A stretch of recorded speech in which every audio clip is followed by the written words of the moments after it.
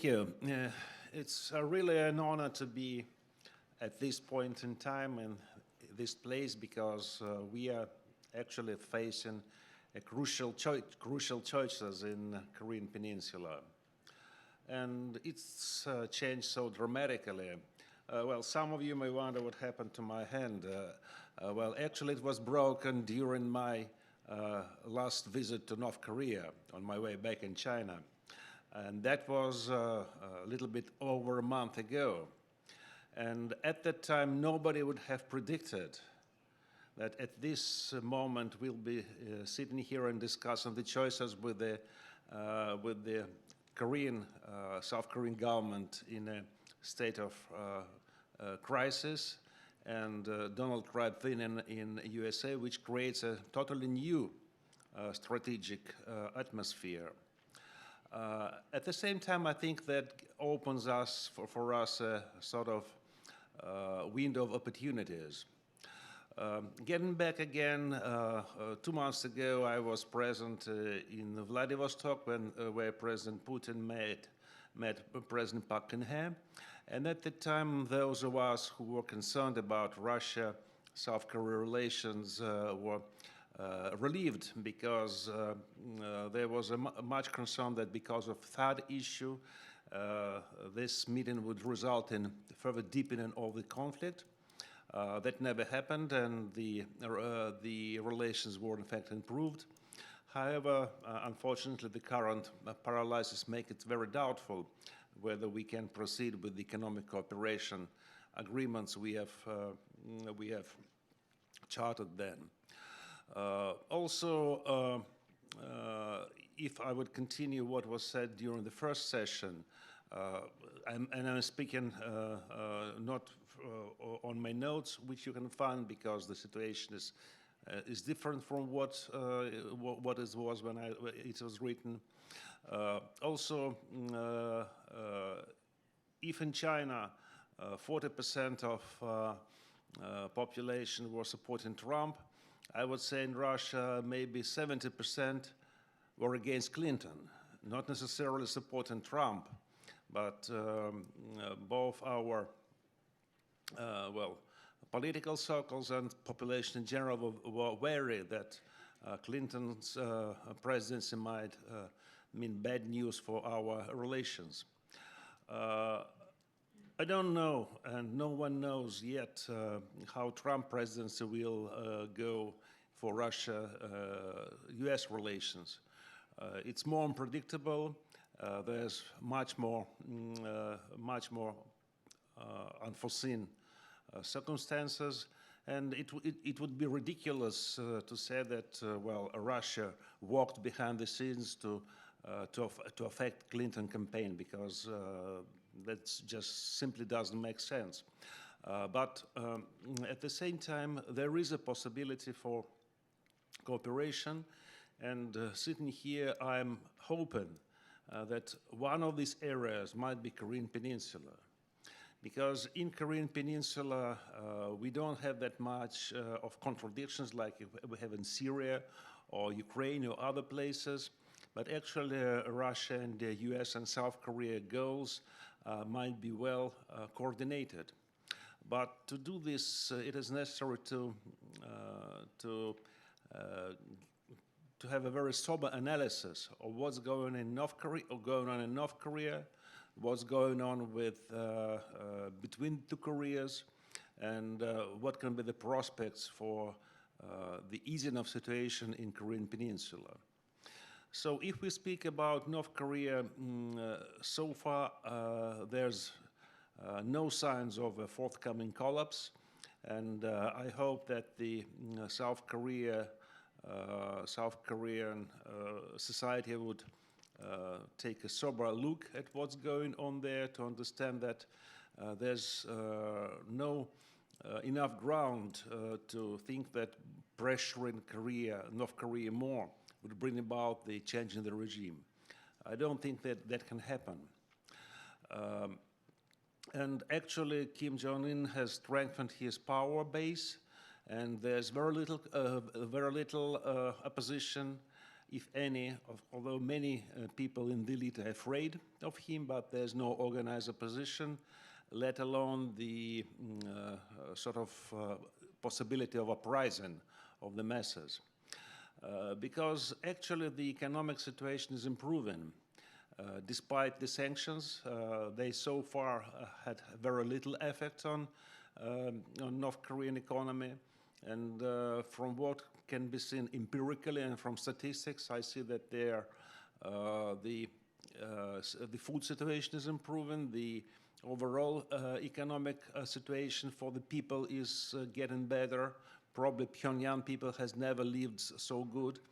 Of course, there's lots of different territorial and social differences, but that actually creates more incentives for social mobility, and it is possible now in North Korea, unlike the rigid society they had before.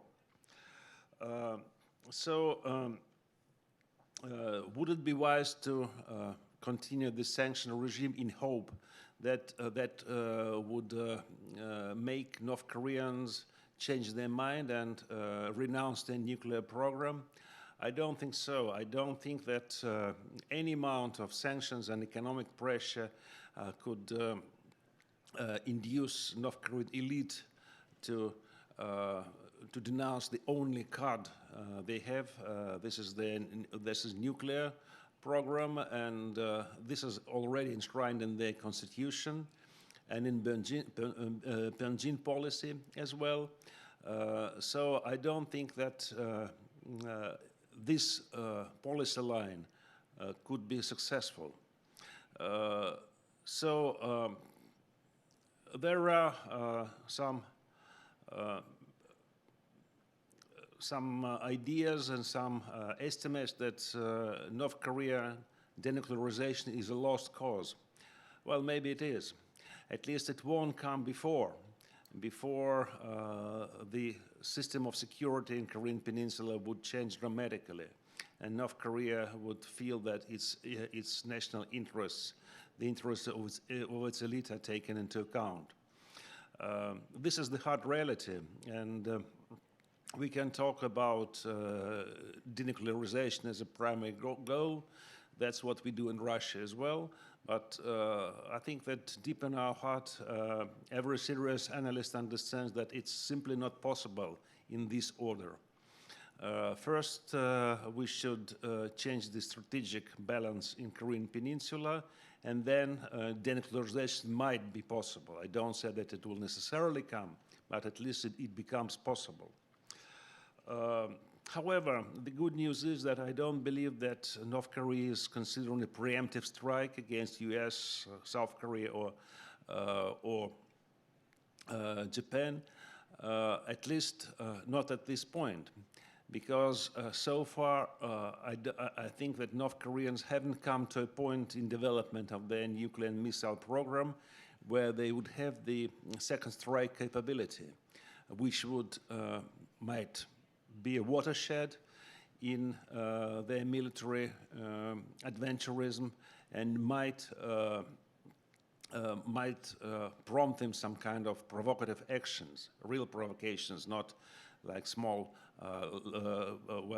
like the statements and these very inflammatory speeches and small-scale, border incidents, but real provocations. I think we're not at this point yet, but it's time not to wait for it. Maybe it's 1 or 2 or 3 years away. It's time now to try to arrest these developments. And the only reasonable way I think, for both US, South Korea, and Russia, and Japan and China is to freeze North Korean nuclear program. And it's been well known that once the negotiations start in earnest, it's much easier to make North Koreans at least to stop the development of missiles and nuclear armament than in the absence of negotiations, when they're actually doing what they want. And in fact, Now North Koreans are kind of pursuing the policy of strategic patience of their own. They don't expect anything from US or South Korea, and they're not eager to talk to them. They're doing what they are supposed to do. They're developing their nuclear and missile program without any hindrance. So I think the situation should be changed, and the only way to change it is to start the engagement. However, this what is disliked now in South Korea. Well, actually, there's a lot of there was a lot of talks today and before of how to bring North Korea back to negotiation table. I think it's fairly easy. In fact, let me be over-optimistic, but if President Trump would just pick up a phone and make one phone call to Kim Jong-un, the nuclear and missile moratorium would start immediately on this day. And then the negotiations could start. I understand that it's not an easy thing to do, but I do not agree to the notion that U.S. has no leverage, diplomatic leverage over North Korea. And I think both Russia and China would be glad with such a development. I think the greatest, the biggest factor that might be in the, that might put a brake on such a development is the position of South Korea. Because U.S. government, whatever it is,